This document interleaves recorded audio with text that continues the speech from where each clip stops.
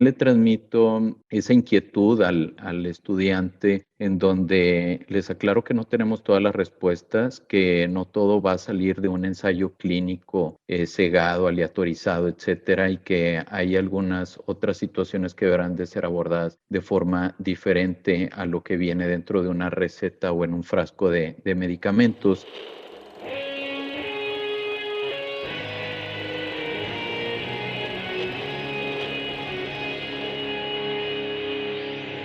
Bienvenidos a Volver al Futuro Podcast, donde platicamos con las mentes que nos impulsan a crear el nuevo paradigma de salud y bienestar, conducido por Víctor Sadia. Muy buenos días, muy buenas tardes, muy buenas noches. Hoy nos acompaña el doctor Omar Sayas. El doctor Omar Sayas es médico internista y oncólogo por la Universidad Autónoma de Nuevo León. Actualmente cursa su maestría en ginecología oncológica. Es investigador, conferencista y profesor del pregrado en medicina. Tiene una práctica de medicina interna y oncología en Monterrey. Omar, gracias por estar aquí. Gracias, Víctor. Buenas tardes. Te agradezco este espacio. Un oncólogo, alguien que va a estudiar oncología, no es una decisión fácil ni muy convencional. ¿Cómo fue para ti decidir ser oncólogo? Mira, no fue definitivamente una decisión de vida, vaya, incluso fue una decisión que tomé ya avanzada mi formación como médico. Antes de hacer oncología, realicé la especialidad de medicina interna.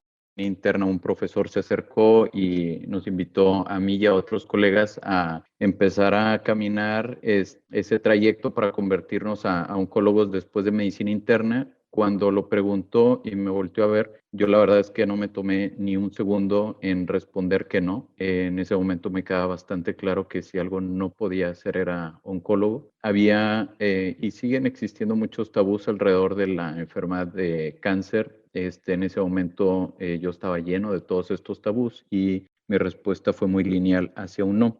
Al paso de los pocos años, ya para terminar el tercer año de medicina interna, tuve la oportunidad de atender el caso de una paciente en una institución de salud de nuestro país, que realmente fue un caso muy complejo, muy adverso. Sabrás que en algunas instituciones cambia el rol de guardias al paso del mes y es frecuente que podamos decir que nos heredaron a un paciente. Entonces, este fue uno de esos casos que dices, me heredaron un paciente muy, muy complejo. Entonces, empecé a revisar el expediente clínico, era un tomo enorme, no me quedaban claras muchas cosas de cómo venía descrita la información, me di cuenta que tenía semanas donde las indicaciones médicas eran literalmente un copy-paste, en donde no se habían actualizado informaciones desde hacía mucho tiempo. Me lo tomé muy personal el caso, pedí el tomo previo para poder aclarar mejor la información y para mi sorpresa me llegaron dos tomos igual de enormes. La paciente ya llevaba meses ahí en la institución, en un estado de coma, por así decirlo. Y para no hacer la anécdota muy larga, pues realmente esta paciente había sido presa, digamos, de errores diagnósticos que habían iniciado en base pues a esta etiqueta del cáncer, en donde muchas veces los médicos dejan ya como una cruz y donde desgraciadamente los pacientes caen en un abandono terapéutico. Y pues me tomé con mucha responsabilidad de tener ese abismo, digamos, en el que había caído la paciente. Me involucré fuertemente al paso de las semanas en corregir algunas alteraciones y finalmente la paciente pudo salir de ese estado de coma, pudo saludar a sus hijos, tenía una hija y un hijo haciendo la licenciatura. Fue un momento como muy emocional, honestamente. Yo tuve la oportunidad de estar esa tarde ahí para ver sus ojos abiertos, fue algo que me llenó de mucho gozo, alegría, también poder tomar su mano, aclararle el mes en donde estaba, quién era yo, y después ver esa emoción en la mirada cuando estaba con sus hijos. Entonces me di cuenta que como médico iba a ser muy complejo que avanzara los años. Yo en ese momento estaba soltero, entonces me visualicé a futuro ya casado, teniendo hijos. Y dije, no puedo irme a dormir en ese momento pensando que suceden casos así de dramáticos en el mundo y que yo estoy haciendo una especialidad quizá por comodidad o por otros intereses, y sabiendo que ese tipo de casos suceden en el mundo. Entonces, después de ahí tuve un par de rotaciones en el servicio de oncología, me enamoré de diferentes formas de esta especialidad y fue lo que dio el rumbo realmente hasta el último año de la especialidad para definir ir a oncología. Que para finalizar quiero aclarar que realmente ha sido el caso más dramático que he atendido en estos 8 años que llevo como oncólogo. Para mi fortuna y para la de mucha gente, esa no es la historia, digamos, que se repite en el diario, y cabe mencionar que más del 60% de los pacientes con diagnóstico de cáncer van a recibir un tratamiento con un enfoque curativo. Entonces también las historias positivas con un, digamos, un índice de felicidad tan alto suceden diariamente y me permiten a mí atenderlos, y es algo que me ha llenado de mucho gozo. ¿Algo te llamó la atención de cuando estabas en ese momento y dijiste el cáncer de alguna manera me va a mostrar, me va a enseñar otra manera de existir, otra manera de vivir? Sabiendo que te vas a ir a esa especialidad diciendo no voy a poder ayudar a algunos pacientes y la muerte va a ser parte de mi quehacer, por así decirlo, y aún así dices me da gozo, aún así dices hay algo ahí que le voy a abocar mi vida a ello. ¿Qué es esa riqueza inicial que tú intuiste que podías recibir de esta especialización? ¿Y cómo ha sido en estos años de práctica, pues eso, o sea, cómo se ha desarrollado ese tema? Sí, mira, la forma tradicional de una consulta médica es está atravesado un escritorio entre el médico y el paciente. Se marca esa barrera del profesionista y el paciente. Y dentro del servicio que estudié oncología, eso fue modificado no sé desde hace cuántos años. O sea, esa barrera se rompió, se tenía de frente al paciente y a su familia. Eso fue algo que me di cuenta de una manera temprana, en donde estaba atendiendo una especialidad diferente a las que estamos acostumbrados. Y te das cuenta también rápidamente que el sentido humano pues es clave en cada uno de los procesos del padecimiento. Cuando estás en formación y estás aprendiendo toda esta ciencia que viene en los libros y en los journals y en todos los artículos y demás, tardas en poder entrelazar toda esa parte humana, emocional, con toda la parte científica, pero conforme vas teniendo cada vez más consultas, pues te llenas de historias. Entonces, este mar de historias te enriquecen de muchas maneras a tal grado que a veces cuando termina la consulta, a manera de cierta comicidad, digo, no sé si después de conocer la historia de esta persona y su familia, le debo yo a él de la forma en la que me lo ha transmitido y no tanto que el paciente va a pagar mis honorarios como médico. Entonces, existe mucha riqueza en esa parte humana de todas estas historias. Cuando se recibe un expediente médico y ves todos los estudios de laboratorio, el reporte de patología, los discos para ver los estudios de imagen, pues tenemos ese primer capítulo científico, y ya después cuando entra la persona y la familia y empezamos a conocernos, en lo personal me he dado la apertura de también sentir esa confianza y esa honestidad de abrirme como persona y tener pues un flujo recíproco, no solamente la historia del paciente, sino empezar a hacer una comunión entre la persona y la otra persona, dicho de otra forma, entre el paciente y el médico. Entonces, esa dinámica es la que a mí me ha dado muchos frutos, me ha dado muchos gozos y bueno, es una forma quizá un tanto particular de la forma en la que vivo mi profesión. Gracias por expresarlo, Mario. Considero que la profesión de sanar no solamente implica sanar a nivel físico, sino a nivel emocional y espiritual. Y esa sanación es imposible de lograr si no se hace ese vínculo desde un lugar de completa horizontalidad y de completa compartir bilateralmente la humanidad, ¿no? Es lo que te llevó a tú elegir esta especialidad. Tú una vez me dijiste, te tienes que atrever a servirle a esa persona, porque no es algo fácil y el brincar a algo desconocido, algo doloroso, algo potencialmente fatal, creo que es una forma de servir que en sí misma ya es sanadora. Si me permites, te cuento una pequeña anécdota que no es una anécdota todavía porque nunca le he contado, pero tengo una amiga que empezó con cáncer y por mucho tiempo yo me mantuve como un poquito separado porque pues cómo te acercas, como tú sabes, ¿no? Es difícil y te refleja mil cosas y como dices, estamos llenos de tabús, impotencia y tristeza y bueno, ahí hay muchísimas cosas que cuando le dan un diagnóstico a alguien cercano a ti, tú mismo te pierdes y no tienes ni idea qué tienes que hacer, igual que el mismo paciente y sus familiares. Entonces, recuerdo muy bien ese momento en el que no sé qué hacer, quiero ayudar y nada más me tengo que atrever a ser yo ante esta situación y hablar de mis propios miedos, hablar de mis propias vulnerabilidades, con el afán simplemente de conectar de un nivel de intención, ni siquiera de te voy a dar algo, te voy a ayudar, porque pues muchas veces ni siquiera podemos, pero cuando te compartes desde ese lugar, pues la historia cambia, ¿no? Entonces, te escucho y veo esa parte auténtica que creo que es un gran regalo que la oncología tiene para los doctores y para los pacientes. Y el estar en constante, me encanta cómo lo dices, a mí me gustaría yo pagarle la consulta a mis pacientes. Y creo que eso es una dinámica que nunca nos ponemos a pensar, pero creo que de alguna manera podría transformar algunas cosas de la atención clínica. No sé qué opines de ese tema. Sí, mira, las barreras se construyen por muchas razones.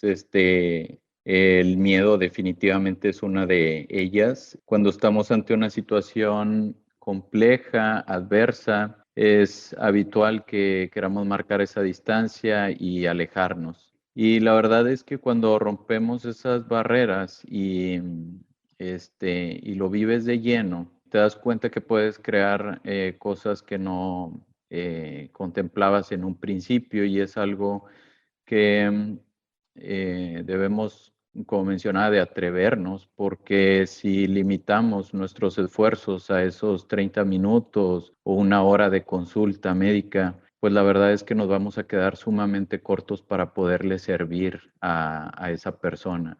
De tal manera que es cierto que tenemos que atrevernos a procurar la salud de alguien, de muchas formas, no nada más al término de la consulta definir cuál va a ser el medicamento o cuál va a ser el siguiente estudio de imagen o de laboratorio, sino digamos que desnudar de alguna forma nuestro ser y cuando te comparten historias de cómo viven el día a día con sus hijos, con su pareja, con sus padres, etcétera, y el médico también se vuelve honesto y dice, bueno, yo comparto algunas similitudes de lo que tú estás viviendo y así o así. Entonces se crea un lazo, un compromiso en donde esas barreras se rompen y puedes empezar a servir y ayudar.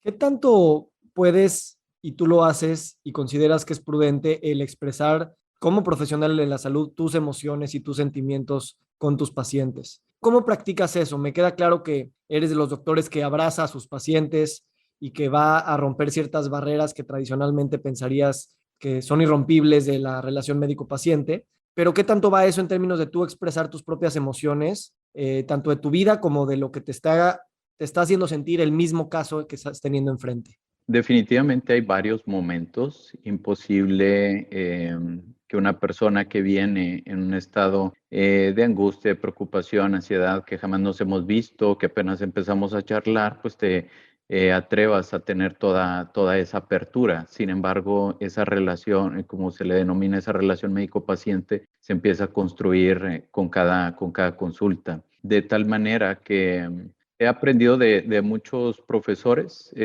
También he estado presente con algunos médicos con los que no comparto las formas, en donde peculiarmente me he llevado la recomendación de jamás te acerques a abrazar a un paciente porque existe toda esa temática legal y al final del día tú eres un profesionista y fue así que me lo transmitieron en alguna ocasión.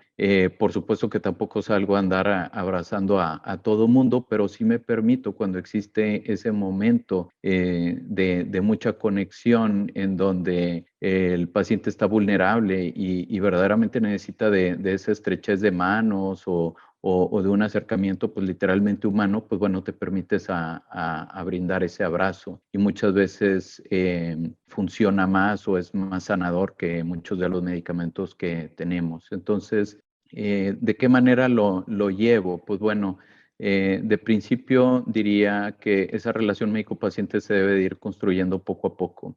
A pesar de eso, he tenido consultas de primera vez en donde la situación está tan álgida, por así decirlo, que tienes que hacer un momento de alto y decir, mira, yo vengo a prestar mis servicios como médico, pero percibo toda esta situación emocional en donde quiero que empecemos por ahí. Si quieres toda la parte científica de que si el tumor es maligno, no es maligno y que si quimioterapias y todo eso, vamos a dejarlo para un segundo momento. Realmente ahorita lo que más nos está inestabilizando es esa parte emocional. Entonces, me parece también injusto que una persona y su familia abran toda esa parte emocional y que tú no devuelvas algo similar, ¿ok?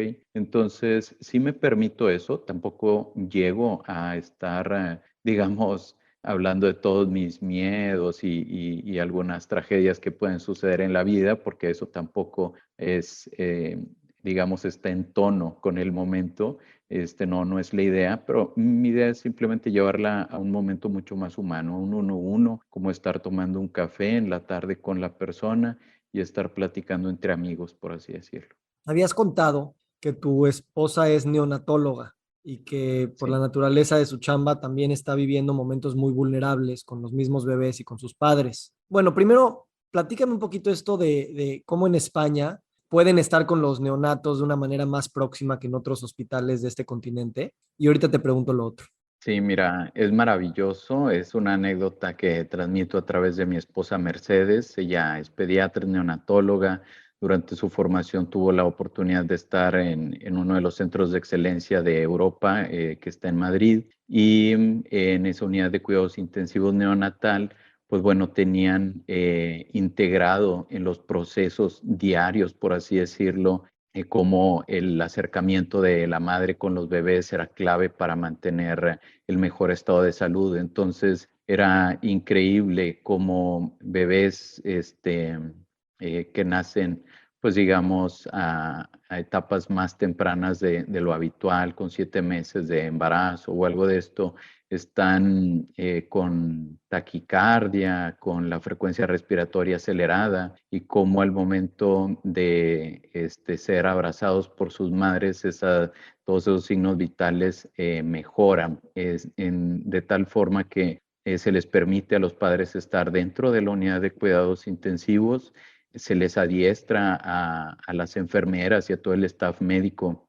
a cómo movilizar al bebé y poderlo tener en el pecho de su madre durante esas semanas y a veces meses tan adversos. Entonces, eso realmente es algo hermoso, maravilloso que me transmitió.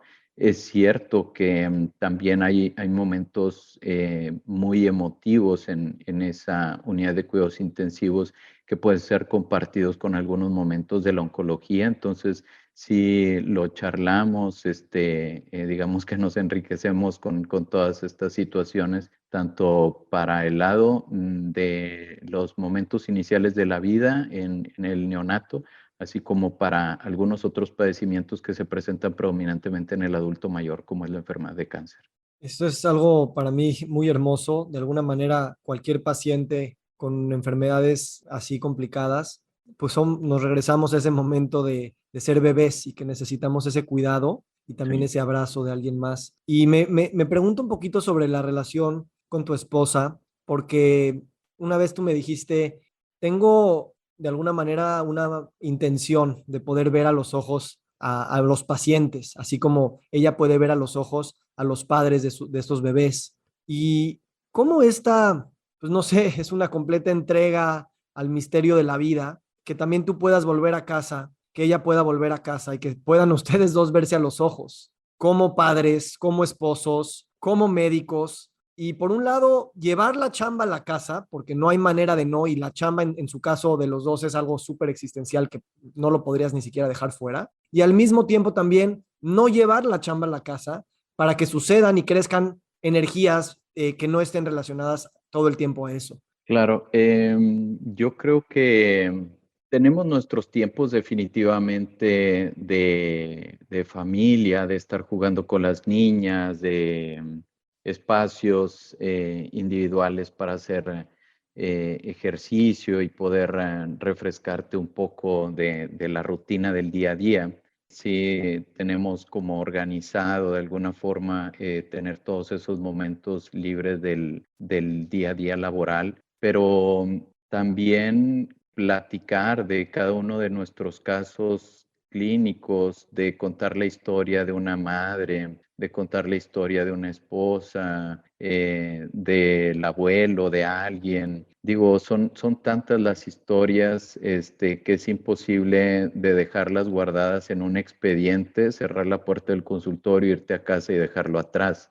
Y es increíble la comunión que he hecho con mi esposa al momento de discutir cada uno de estos casos, de tal forma que ella también me enriquece mucho en el análisis y viceversa. Digo, yo creo que cuando lo planteas desde una perspectiva más personal o más humana, no lo cargas como una especie de trabajo, de decir, estoy trayendo el estrés de trabajo a mi casa, sino que estás procurando resolver una situación de una persona, de una familia, de una manera positiva. Entonces, esas charlas suceden dentro de nuestro hogar con cierta facilidad y la verdad es que sí nos enriquece para lo que vamos a hacer el día siguiente. ¿Qué edad tienen tus hijas?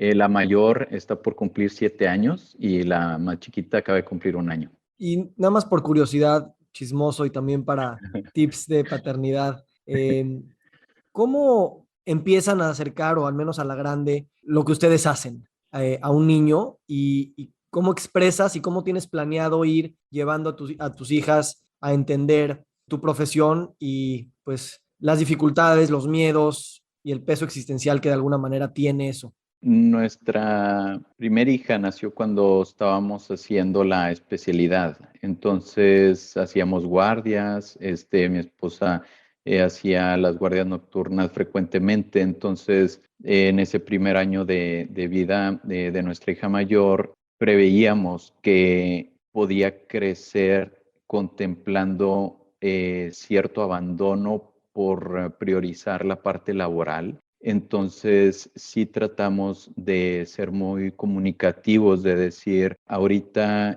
no voy a estar en casa porque estoy atendiendo a la salud y poder ayudar a otras personas que necesitan de que nosotros estemos ahí ayudándolos, cuidándolos, haciéndolos sentir mejor. Entonces, cuando empiezan a ver que esa entre comillas, ausencia está rindiendo frutos positivos para alguien más, ha sucedido de una manera muy natural, muy positiva y no propiamente como una situación en la cual pones por encima el trabajo sobre tu familia o sobre tus hijos. Entonces, eso sí lo hemos cuidado, lo hemos resuelto en base a platicar, en base, pues yo creo que a educar ese rol que tenemos todos para poder construir en nuestra comunidad. Y pues nosotros como médicos en el día a día de nuestro trabajo así lo hacemos y entonces vale la pena transmitirlo hacia nuestras hijas. Me encanta. Me imagino que de alguna manera, también siendo profesor de pregrado, de alguna manera con tus estudiantes estás también mostrando estos lados que a lo mejor en el currículum o el libro que tienes que enseñar no vienen, en términos de un poquito la humanización del trato clínico. También sé que eres un doctor que busca terapias convencionales, pero también pues medicina de estilo de vida, terapias integrativas, terapias emocionales. Entonces, ¿cómo estás viendo que están de alguna manera los estudiantes de medicina migrando, no migrando, pero enriqueciendo todo lo que la medicina convencional de tantas décadas y de tantos avances tiene para ofrecer y aún así seguir integrando estas cosas que tradicionalmente no las estudias en la universidad? Sí, mira, es definitivo, mandatorio, obligatorio que se transmita esto en pregrado. Siguen existiendo esas anécdotas donde llega el paciente a urgencias con el diagnóstico de cáncer y así como la anécdota inicial se le pone esa etiqueta de cáncer y ve a casa fallecer y muchas veces esa situación es por una falta de sensibilidad a la situación en la que está la persona. Entonces, lo tomo con mucha responsabilidad transmitírselo a los estudiantes en formación de medicina, en donde les aclaro que siempre hay algo para ayudarles, ya sea en etapas tempranas e incluso en etapas avanzadas, que no debemos de llevar a un abandono a un paciente con un diagnóstico de cáncer. Entonces, sí es algo que inculco desde pregrado, punto número uno. Punto número dos, sí hay muchas cosas que la ciencia actualmente no responde. A veces lo transmito un poco cómico, en donde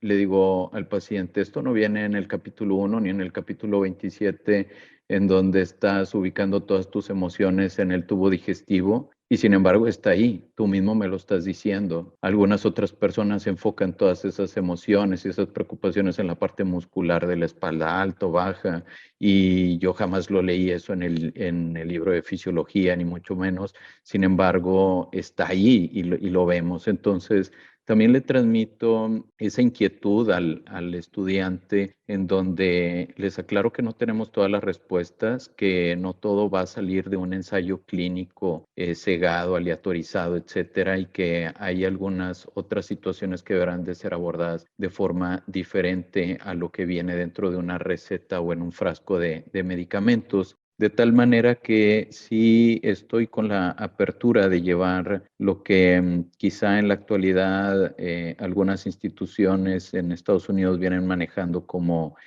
una medicina complementaria, en donde definitivamente se enriquece de muchas maneras la atención de nuestros pacientes. Muchas gracias. Y entrando ahora a otro tema también más sistémico, igual que el de la educación, el tema del negocio del cáncer, ¿no? El cáncer es un buen negocio. ¿Cómo has visto tú que en esta profesión pueden surgir de repente conflictos de interés en el que también los médicos creo entender que pueden ser mayormente compensados si recetan cierto tipo de tratamientos, cierto tipo de quimios? ¿Cómo se vive esto internamente en la práctica clínica para entender también lo entretejido que están todos estos temas? Mira, es una realidad. Es cierto que la oncología es bien remunerada. Es cierto que la industria farmacéutica ha puesto una gran parte, digamos, de sus canicas enfocado a oncología. El costo de los medicamentos es abrumadoramente alto para cualquier país. Estados Unidos o los países escandinavos o lo que sea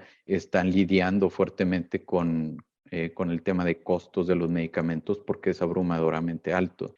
Al ser bien remunerado, también es cierto que se han venido entretejiendo de alguna forma ese conflicto de interés, en donde indicar un medicamento va a provocar una remuneración.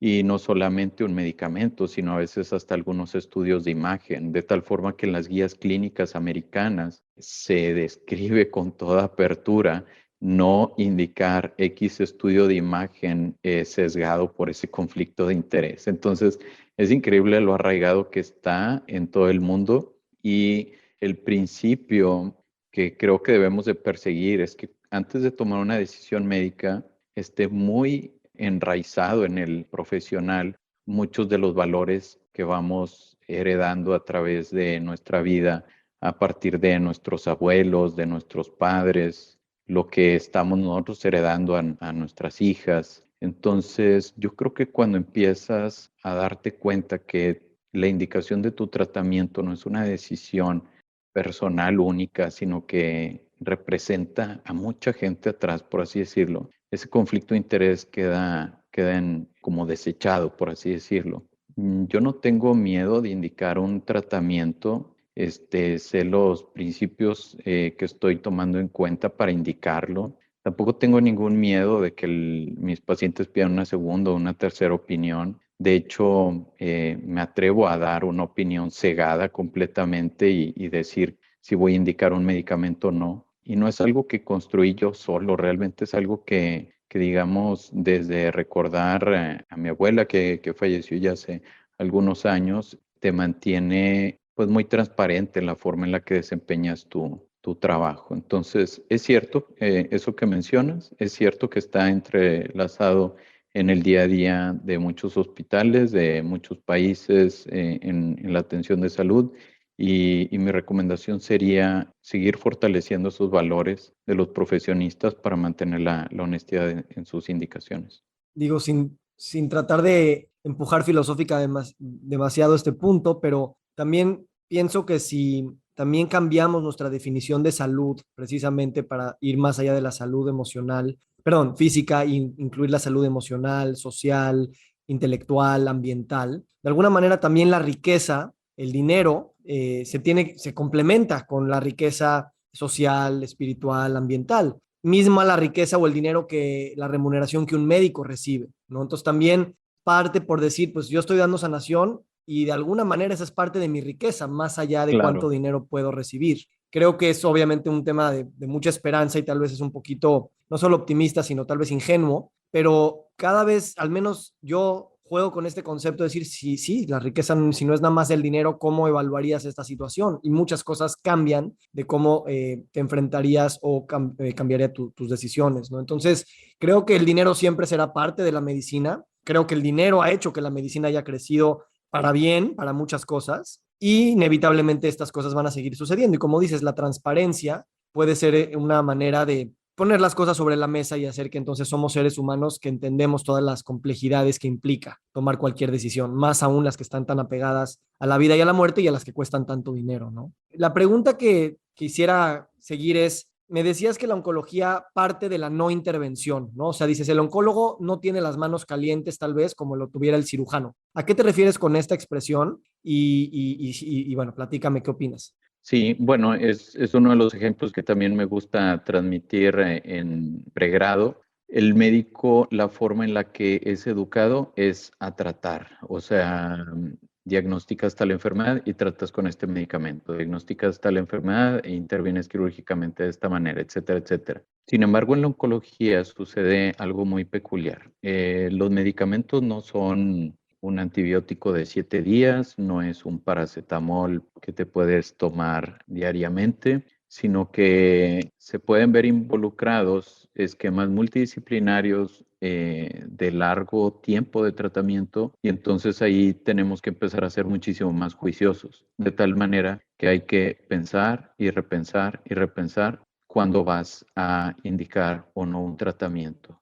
Esa evaluación debe de ser consensada con el paciente y con su familia, ser explicada, abordada de una manera amplia para definir si deseamos avanzar a ese tratamiento o queremos transitar un camino diferente, muchas veces más natural, por así decirlo. Entonces, si están descritas 3 alternativas de medicamentos para una enfermedad, yo siempre les digo, aquí tenemos 4 caminos. Los primeros 3 son estos medicamentos y el cuarto es sin medicamentos. Eso siempre debes de saber que existe. No necesariamente va a ser al principio, no necesariamente va a ser al final, pero debes de saber que en este transitar siempre va a haber un momento en donde vamos a decir, vamos a detener tanto veneno, como muchas veces decimos. Entonces, sí hay que levantarnos todos los oncólogos en la mañana, como mencionaba, con esas manos templadas o no calientes de estar prescribiendo quimioterapias a diestra y siniestra, o como muchas veces sucede la analogía con el cirujano, en donde dices, traes las manos calientes para estar operando cualquier paciente que llegue al servicio de urgencias. Entonces, más o menos a eso es a donde va enfocado, ser prudente, ser juicioso, mantener esa parte humana de la vida en donde no siempre tenemos que avanzar a más medicinas. Ahora, hay un tema a nivel global, bueno, muchos temas, pero de alguna manera el cáncer también se puede empezar o a veces se puede leer como una metáfora, el cáncer biológico que todos vivimos también, a llevarlo a los contextos sociales, llevarlo a los contextos ambientales por los que estamos viviendo. Y se diga que vivimos en un mundo con cancerígenos por todas partes y todo da cáncer, todo, ¿no? Los alimentos, el aire, el agua, las ondas radiofrecuencias y todo esto. Por un lado, ya nos es difícil navegar sin toparnos con el miedo del cáncer. Por otro lado, ver ese miedo como tal y caminar hacia él, así como la enfermedad del paciente nos invita a caminar a descubrir quién somos ahora que tenemos ese diagnóstico. ¿Qué pasa si también como sociedad pues nos volvemos en el espejo y vemos también pues ciertos cánceres o ciertas llamadas de atención, ciertas disfunciones del sistema, tanto medioambiental como social, que nos están llamando a decir, no te des la vuelta? Esto sí da miedo porque hay muchas amenazas, sí hay un pronóstico de muerte inminente de muchas maneras, lo podemos ver en calentamiento global, en pobreza, en violencia, en guerra nuclear, etcétera. Y al mismo tiempo eso es lo que somos. Y ahí hay también una gran manera de no solamente despertar, sino tal vez conocernos a mayor profundidad y de ahí catalizar un nuevo yo, una nueva narrativa. ¿Tú ves ese paralelismo y cómo lo vives más allá de ser oncólogo y padre de familia? ¿Cómo lo ves como un ciudadano del mundo? Sí, yo creo que tiene mucho tiempo en donde decimos que la humanidad tiene un comportamiento semejante al de un cáncer, casi que se puede convertir en un cliché la frase. Ahondando en las partes moleculares, celulares de la enfermedad de cáncer, luego empiezas a encontrar algunas cualidades que pueden ser vistas de una forma muy positiva a nivel empresarial o en el día a día para cada persona. Es frecuente que le recomendemos a las personas rompe esas cadenas que te tienen ahí atado en el sitio en el que te encuentras. Trata de encontrar mejor capacidad de adaptación en lo que estás haciendo. Reinvéntate para poder ser algo diferente de lo que has venido siendo toda tu vida. Cuenta con esa facilidad para migrar a otras regiones y poder construir nuevas comunidades. Y cada una de estas características que acabo de mencionar realmente son las mismas características que tiene una célula cancerígena, ¿ok? La misma célula que nació, digamos, en el pulmón, empieza a romper esas proteínas o esas cadenas para poder migrar hacia otros órganos. Y para poder lograr esas cualidades de migración, de alguna manera tiene que reinventarse esa célula y adoptar otras cualidades con las que no había nacido. Y eso es lo que le da la facilidad de metástasis. Entonces, sí existe una analogía muchas veces de lo que sucede en una célula maligna con lo que nosotros estamos buscando diariamente. ¿Qué diferencia el cáncer a un comportamiento benigno, por así decirlo? Pues bueno, que el cáncer realmente se lleva de encuentro a su comunidad, se lleva de encuentro a todo ese sistema en el que está inmerso. Y yo creo que si nosotros estamos llevando un día a día con un comportamiento que afecta nuestro medio ambiente, nuestra comunidad, nuestro planeta, pues es ahí cuando nos estamos convirtiendo en un cáncer. Entonces, sí veo un paralelismo en lo que yo me dedico diariamente a lo que veo en nuestra población o en nuestra humanidad.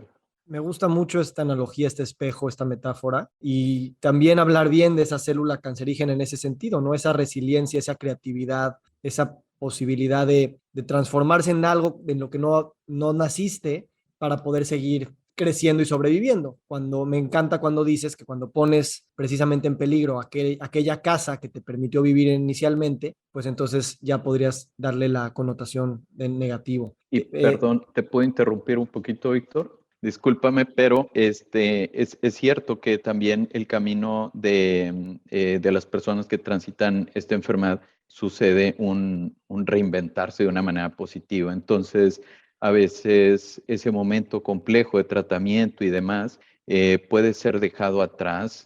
Muchas veces digo, vamos a darle la vuelta a la hoja a todo este proceso y vamos a encontrar pues digamos, una nueva persona. Iba a decir algún nombre de alguno de mis pacientes, pero prefiero guardarme los nombres. Entonces, a lo que voy es que es enorme para mí como médico ver que nuestros pacientes se reinventan después de haber transitado una enfermedad así y que al paso de 6 meses, un año, nos dicen, he encontrado la mejor versión de mi persona después de este padecimiento. Entonces, algo que puede ser visto de una manera muy negativa, llena de tabús, etcétera, se puede convertir en algo bastante positivo y favorable para la persona.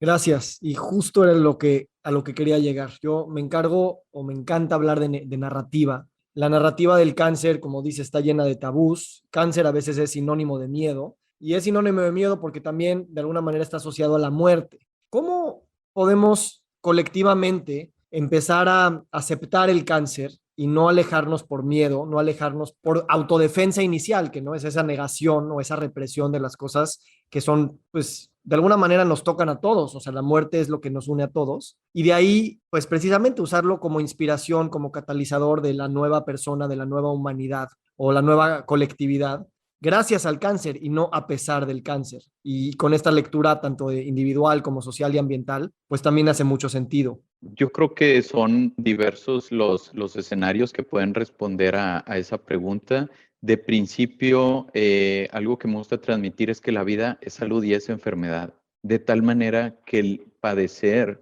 un nuevo diagnóstico, una enfermedad, pues no es nada extraordinario para la vida, forma parte de la vida. Entonces, no contemplar un padecimiento necesariamente como algo negativo o como una derrota o como algo que hice mal. Realmente puede simplemente formar parte de un proceso muy natural de nuestra vida. Ahora, ciertamente me has puesto en un reto cuando me has pedido definir qué es salud, porque es muy sencillo decir salud es la ausencia de enfermedad. Y luego también no me ha sido tan complejo decir, bueno, y aquella persona que está en ausencia de enfermedad y no la percibes llena de salud, bueno, entonces vamos a trabajar algo que le llamamos bienestar y entonces te das cuenta que esas personas que empiezan a adoptar estilos de vida saludables llegan a esa mejor versión y realmente se traduce en bienestar. Pero la parte compleja para mí ha sido el recordar el caso de un adulto mayor que me tocó atender, que en la parte final de su vida se despidió con una sonrisa frente a su esposa y a sus hijos. Entonces, dices, es verdaderamente increíble cómo trascendió en esos últimos momentos de muchas maneras el estado de salud. Si tú me dices, Omar, ayer estaba enfermo, bueno, pues estaba padeciendo un cáncer. Oye, es que estaba tan enfermo que incluso falleció. Y luego digo, hombre, estaba más sano que la mayoría de nosotros.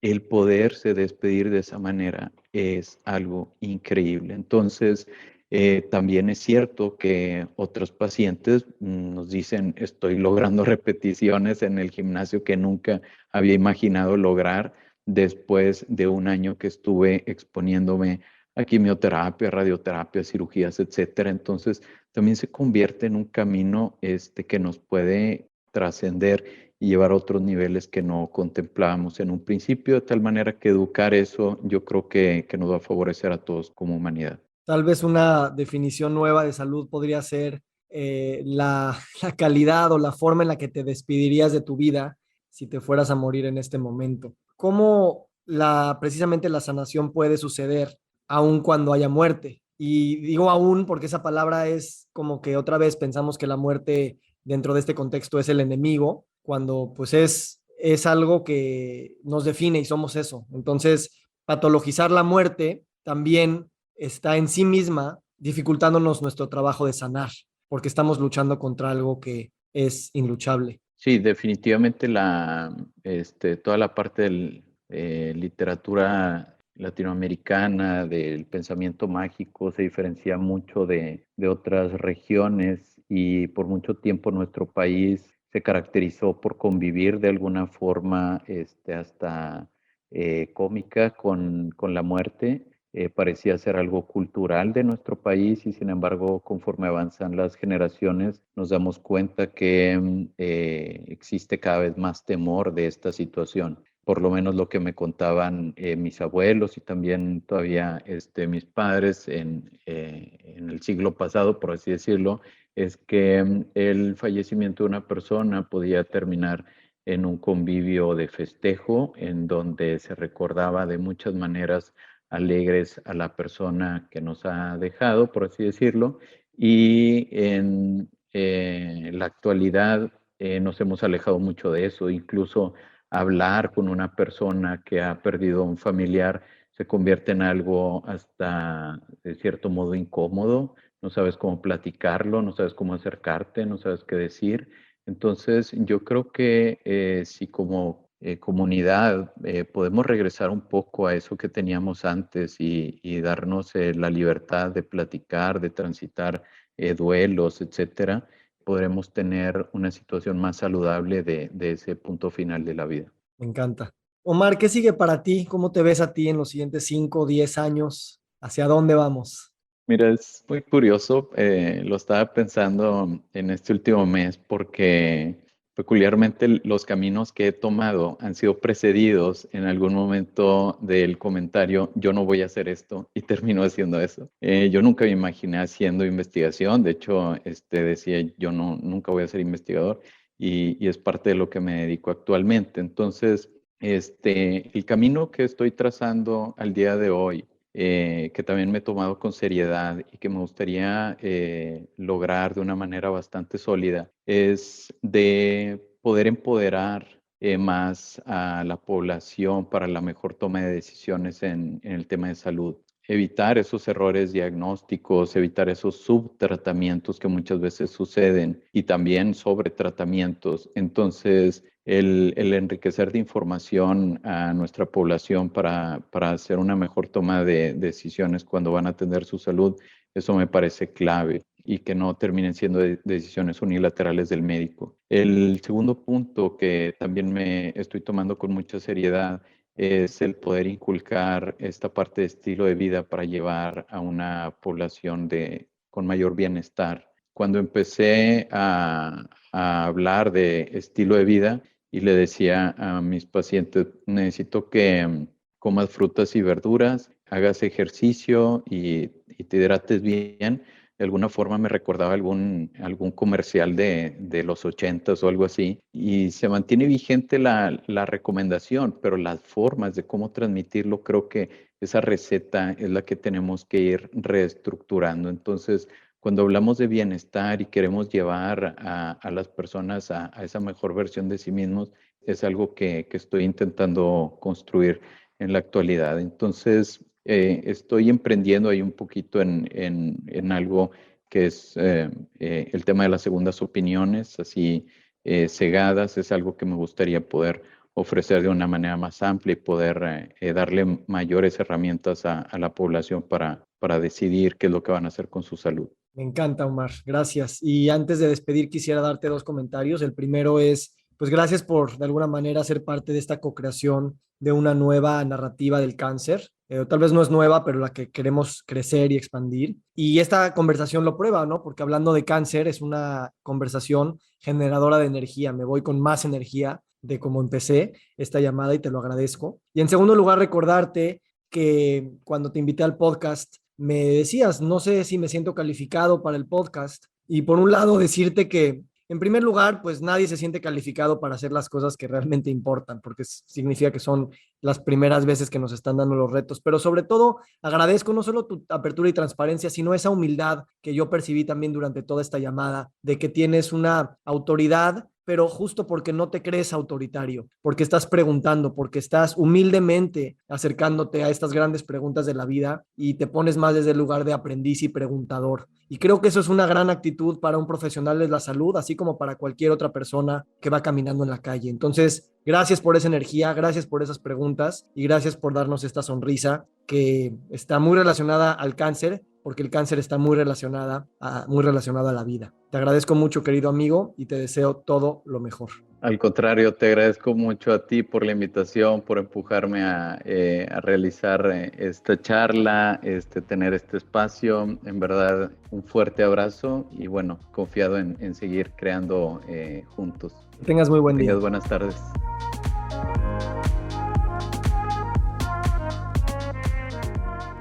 Nos encantaría recibir tu retroalimentación de estos podcasts para continuar generando contenidos que te sean útiles e interesantes. Si puedes, déjanos un comentario en la página web victorsaadia.com.